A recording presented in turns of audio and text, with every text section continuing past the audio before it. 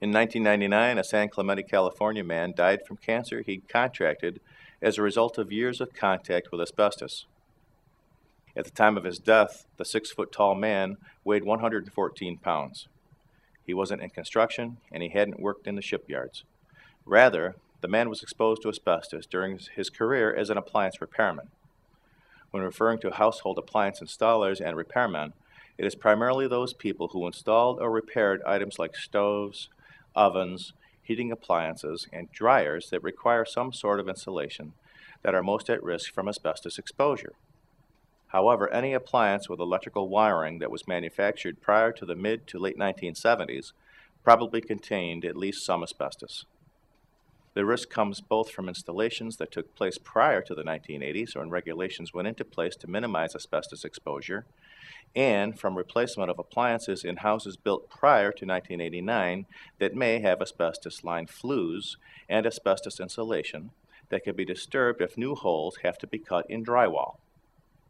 Prior to the late 1970s and early 1980s, asbestos insulation around solid fuel appliances was required as part of the building code in some places.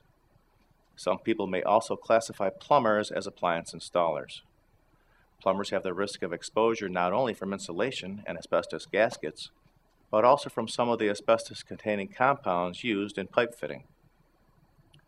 Asbestos is a mineral that is both chemically inert and completely resistant to fire.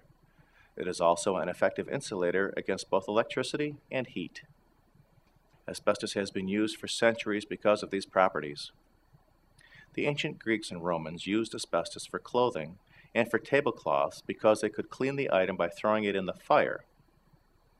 Asbestos use in the United States peaked between World War II and the 1970s. At the height of its popularity, asbestos was found in over 3,000 different products. The dangers of asbestos are well known. It causes a range of respiratory diseases, including asbestosis and lung cancer, as well as gastrointestinal cancer. It also causes malignant mesothelioma, a cancer of the membrane that surrounds the lungs and lines the chest cavity. Like other asbestos-related health problems, mesothelioma has a long period of dormancy before it develops into health problems. Most times, mesothelioma takes at least 30 or more years before manifesting. The disease starts very subtly with almost no symptoms. The first thing a person might notice is a slight sensation of being out of breath while exercising. As the disease progresses, breathing becomes more difficult, and pain develops in the chest.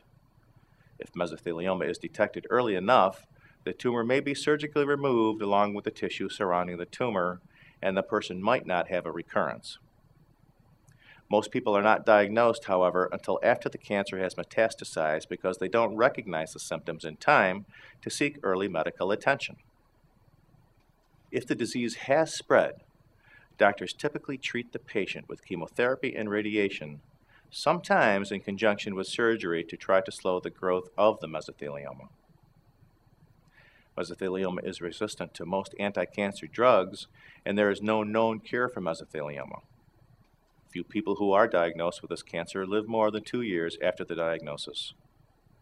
Anyone who has worked with household appliances, either as an installer or as a repair person, would be well advised to seek annual medical exams that include chest x-rays to try to catch any asbestos illness before it has time to become untreatable. Thank you for watching. This video was produced by Asbestos.Net, a leading resource on all aspects of asbestos and mesothelioma. Our priority is to inform victims about the devastating effects of asbestos exposure, mesothelioma, asbestos cancer, asbestosis, and other asbestos-related diseases, and to advise them with a wealth of information.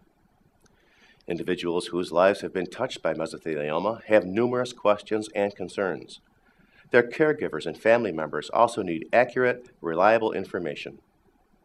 If you or a loved one have been diagnosed with mesothelioma or asbestos cancer and need more information, we invite you to visit and explore the thousands of pages of oncologist-reviewed material on Asbestos.net, to call our convenient toll-free number shown below and speak with a mesothelioma specialist, or to use the simple contact form found at Asbestos.net to request a free copy of our informative books, custom inserts, and DVD.